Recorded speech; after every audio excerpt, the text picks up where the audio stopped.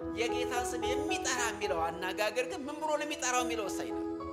አንተ በእውነት ወደ ዓለም የመጣው መሲህ የእግዚአብሔር ልጅ ነህ ብሎ የሚጠራ ይሄን የእምነት አዋጅ የሚናገር እሱ ድኗል፣ ታትሟል፣ ሲልድ ይሆናል። በዛን ሰዓት ላይ ወደ ክርስቶስ አካል ውስጥ ወደ ብልት ውስጥ ገባ፣ የእግዚአብሔር ማደሪያ ሆነ። እሱም በእግዚአብሔር እሱ ይኖራል፣ እግዚአብሔርም በሱ ይኖራል። መጽሐፍ ቅዱስ እንደዚህ ብሎ ሲናገር ታውቃላችሁ። ብሎ ኪዳን ላይ እግዚአብሔር ሆይ ስምን በማይጠሩ ላይ መዓት አምጣ ይላል አይደል? በማያውቁ ላይና ስምን በማይጠሩ የሮት የተያዙ ጉዳዮች ናቸው።